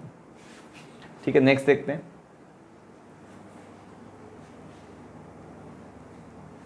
Alright, ABCD positive integers है, तो इनमें से कौन सा स्टेटमेंट ट्रू होगा। अब कोई भी इंटीजर है वो 3 टाइप का हो सकता है, या तो वो 3n टाइप का हो सकता है, या फिर वो 3n प्लस 1 टाइप का हो सकता है, या फिर वो 3n माइनस 1 टाइप का हो सकता है। तो ABCD चारों भी नेचुरल सी बात है कि इन्हीं में से किसी टाइप के होंगे। अब इन तीनों का हम क्यूब देख लेते हैं। 3n का क्यूब जो है वो क्या होता है 27n cube. This is definitely divisible by 9, no doubt about it. चलो 3n प्लस 1 का होल क्यूब देख लेते हैं। इसका फॉर्मूला क्या होता है a क्यूब, यानी कि 3 क्यूब n क्यूब, ये हो जाएगा 27n cube plus 3a square b, तो ये हो जाएगा 3 3 9 3 27n square plus 3ab square, तो ये हो जाएगा 3 3 9n और प्लस 1, तो ये कुछ 9k1 प्लस 1 टाइप का नंबर होगा। ठीक है, और अगर मैंने 3n माइनस 1 का होल क्यूब लिया है तो ये किस टाइप का नंबर होगा 27n cube minus 27n square plus 9n minus 1, तो ये सब 9 टाइम्स k2 माइनस 1 टाइप का नंबर होगा। ठीक है, अब आपको a cube plus b cube plus c cube equals to some divisible by 9 बनाना है। तो सोचो कि ABC किस किस टाइप के हो सकते हैं। There are 2 possibilities. Possibility number 1 कि ये भी 3n1 टाइप का हो जाए, ये भी 3n2 टाइप का हो जाए, ये भी 3n3 टाइप का हो जाए, ताकि तीनों के क्यूब्स 9 से डिविजिबल हो और फिर उन तीनों का सम भी 9 से डिविजिबल हो। There is one more possibility, and that possibility is कि एक नंबर तो इनमें 3 टाइम्स n1 टाइप का हो जाए, एक हो जाए कि 3n2 प्लस 1 टाइप का, और एक हो जाए 3n3 माइनस 1 टाइप का, सो दैट इसका क्यूब 9 से डिविजिबल हो जाएगा और इन दोनों के क्यूब्स का सम 9 से डिविजिबल हो जाएगा। क्यों? क्योंकि ये 9k1 प्लस 1 टाइप का है, 9k2 प्लस 1 टाइप का है, तो इन दोनों का सम जब करोगे तो 1 से माइनस 1 कैंसिल हो जाएगा और बचा हुआ नंबर 9 का मल्टीपल होगा। क्या सर और कोई पॉसिबिलिटी है? नहीं बेटा, और कोई पॉसिबिलिटी नहीं है। आप सोचो कि अगर तीनों में से एक भी 3n टाइप का नहीं हुआ तो आपके पास क्या क्या पॉसिबिलिटीज़ है, 1s और माइनस 1s है, तो ये दोनों के दोनों क्या है, ऑड है, और 3 ऑड नंबर्स का सम जो है, 3 ऑड नंबर्स का सम है, ये कभी 0 नहीं हो सकता। क्यों नहीं हो सकता? क्योंकि 0 कैसा नंबर है, इवन, और 1 और माइनस 1 कैसे नंबर है, ऑड। तो odd numbers of odd numbers का सम कभी इवन नंबर नहीं हो सकता। उस फैक्ट की हेल्प से हम कह सकते हैं कि तीनों में से एक नंबर को तो दोनों ही केसेस में at least 1 of a, b, c is divisible by 3। इनमें से कम एक 3n टाइप का होना पड़ेगा, तो इनमें से कम एक डिविजिबल बाई 3 होगा। और यही क्वेश्चन में, अच्छा उस केस में प्रोडक्ट क्या हो जाएगा, 3 डिवाइड्स ABC हो जाएगा। भाई कम से कम एक 3 से डिविजिबल है, तो ABC तीनों का प्रोडक्ट भी 3 से डिविजिबल होगा। So this statement is true. अच्छा, अब 4 नंबर ले लिया आपने ABCD, तो कहानी तो फिर से वही है कि उनके क्यूब्स है, या तो वो 3n टाइप के होंगे, या फिर 3n माइनस 1 टाइप के होंगे, या जो अगर number 3n plus 1 3n minus 1 type का है तो उनके क्यूब्स या तो 9n टाइप के होंगे, या फिर 9n प्लस 1 टाइप का होगा, या 9n माइनस 1 टाइप का होगा। तो इस बार अगर मैं ABCD के कॉम्बिनेशन सोचूं, a cube b cube c cube, आप ABCD के कॉम्बिनेशन सोचो, ABCD के कॉम्बिनेशन सोचो क्या क्या हो सकते हैं। या तो चारों के चारों 3n से मल्टीपल हो जाए, ठीक है, तो कोई दिक्कत नहीं, या फिर ये 3n प्लस 1 टाइप का हो जाए, ये इसको काउंटर करने के लिए 3n माइनस 1 टाइप का हो जाए, ये भी 3n प्लस 1 टाइप का हो जाए, और ये भी 3n माइनस 1 टाइप का हो जाए। सो दैट इनके क्यूब्स क्या हो जाएंगे, इस केस में जो क्यूब है वो 9k प्लस 1 टाइप का होगा, इस केस में 9k माइनस 1 टाइप का होगा, इसका क्यूब 9k प्लस 1 टाइप का हो जाएगा, है ना। ये मैं कुछ ये जो भी आर है ABCD उसका क्यूब है वो इस टाइप का हो जाएगा, और इस केस में जो क्यूब है वो 9k - 1 टाइप का हो जाएगा। चारों को ऐड करोगे तो 2 1s और 2 -1 कैंसिल हो जाएंगे। कहने का मतलब है कि 4 नंबर अगर चारों के चारों 3 से डिविजिबल नहीं भी हो तो भी हो सकता है कि उनके क्यूब्स का सम जो है वो डिविजिबल हो जाए। अब ABCD पॉजिटिव इंटीजर दिए हैं, क्या आप इनका एग्जाम्पल ले सकते हो? n के लिए 1 ले लो, इनके लिए 1 ले लो, तो एग्जाम्पल क्या हो गया 4, 2, 4, 2। आप पाओगे कि इनके क्यूब्स का जो सम है 4 cube plus 2 cube plus 4 cube plus 2 cube क्या बनेगा? ये बन जाएगा 64, 64 into 2 128, 128 plus 8 is 136 and 136 plus 8 is 144. So this is divisible by 9. But their product ABCD is what? ABCD is 4 into 2 into 4 into 2. इसमें 3 का कोई भी फैक्टर आपको नहीं दिख रहा है, so it won't be divisible by 3. तो ऐसा कोई जरूरी नहीं है कि इस केस में ऐसा हो। तो नेचर ऑफ द क्वेश्चन ऐसा कुछ बन रहा था कि 1 के लिए तो ABC को 3 से डिविजिबल होना पड़ रहा था, क्योंकि ऐसा कोई कॉम्बिनेशन बन ही नहीं रहा था जिसमें कोई भी 3 से डिविजिबल ना हो। बट इसमें ऐसा कॉम्बिनेशन बन रहा है मेरे पास, तो इस केस में ये जो है कोई जरूरी नहीं कि 3 हमेशा ABCD को डिवाइड करे। तो कौन सा ऑप्शन हो गया? 1 is true but 2 is false. ठीक है, नेक्स्ट क्वेश्चन की हम बात करें तो ये एक ब्यूटीफुल क्वेश्चन है, और इसको आप दो तरीके से कर सकते हो। या तो आप इसको बाइनोमियल थ्योरम की हेल्प से कर सकते हो, या फिर आप इसको प्योरली क्वाड्रेटिक इक्वेशन में, जेईई में रिसेंट ईयर्स में टॉपिक क्वेश्चंस काफ़ी पूछे जाते हैं जो कि कैरेक्टरिस्टिक इक्वेशन है। तो पहले मैं उस आसान तरीके से करता हूँ। ऑब्जर्व समथिंग्स की lambda be the positive root. अब इसके पहले हम रूट्स निकाल लेते हैं कि इसके रूट्स क्या होंगे। माना कि इसके रूट है वो अल्फा और बीटा है, तो अल्फा कॉमा बीटा जो है वो इक्वल होंगे 1 plus minus square root of 5/2।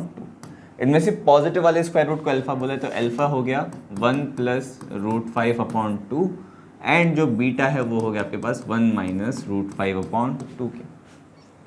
Now what? Now यहाँ पे आप इनका सम और प्रोडक्ट भी देख लो। प्रोडक्ट की जरूरत नहीं है, अल्फा प्लस बीटा कितना होगा 1।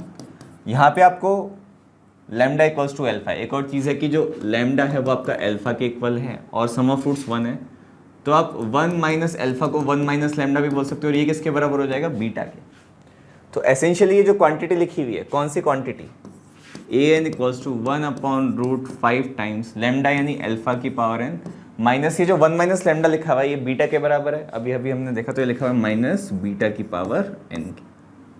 अब आपको पता है कि इस तरह का कोई भी एक्सप्रेशन इस क्वाड्रेटिक इक्वेशन की कैरेक्टरिस्टिक इक्वेशन को सेटिस्फाई करेगा। What does that mean? It means कि ये जो होगा हमेशा an माइनस, या फिर ऐसा बोल दो कि an+2 minus an+1 minus an हमेशा 0 के बराबर होगा। अब आप कुछ एक्सप्रेशंस निकालो। तो यहाँ से मेरे पास एक रिकरेंस रिलेशन आ गया। वो क्या आया? वो रिलेशन मेरे पास आया कि an+2 equals to an+1 plus an। ठीक है, अब मैं शुरू के 2 नंबर्स निकाल लेता हूँ, तो आगे के सारे नंबर्स इस रिकरेंस रिलेशन से निकलते जाएंगे। ज़रा n के वैल्यू 1 पुट करो इसमें, तो a1 क्या बनेगा? a1 बनेगा अल्फा माइनस बीटा और 1/√5। ज़रा वैल्यूज पुट कर दो अल्फा बीटा की, है ना। ये क्या बन जाएगा? 1/√5 टाइम्स 1 प्लस √5/2 माइनस 1 माइनस √5/2। तो ये क्या बनेगा? हाफ से माइनस हाफ कैंसिल हो जाएगा, और √5/2 प्लस √5/2 बन जाएगा √5, एंड √5/5 बन जाएगा 1। चलो a2 एक बार और मैनुअली निकाल लो, फिर a3 a4 a5 वो सब इस रिकरेंस रिलेशन से निकल आएंगे। a2 क्या बनेगा? 1/√5 times alpha square minus beta square. तो ये जाएगा 1/√5 times alpha minus beta times alpha plus beta.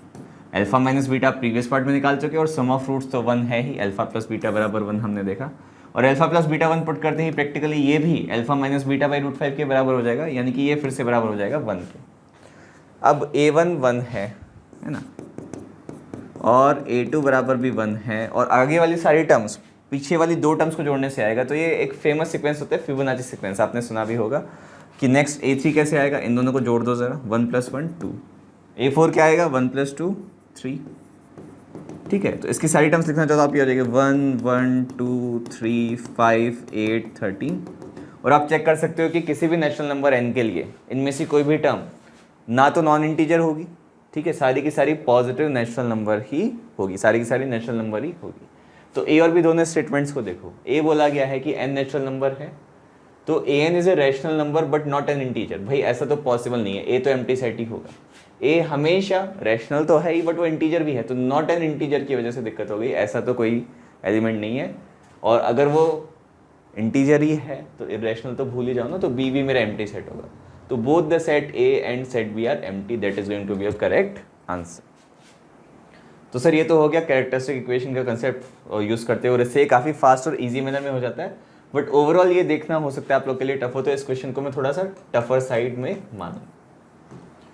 अच्छा सर और कोई तरीका है इसको सॉल्व करने का? Yes, let us forget characteristic equation की, लेट अस से आपको कैरेक्टरिस्टिक इक्वेशन का कंसेप्ट ही नहीं मालूम, तो कोई बात नहीं बेटा, बाइनोमियल थ्योरम की हेल्प से कर दो। आपको अल्फा बीटा तो पता चल ही गए, रूट्स पता चल गए, रूट्स पता चल गए, तो फिर आप इसका है ना जनरल एक्सपेंशन लिख दो। ठीक है, जनरल एक्सपेंशन क्या बनेगा? इसका जनरल एक्सपेंशन कुछ इस तरह से बनेगा,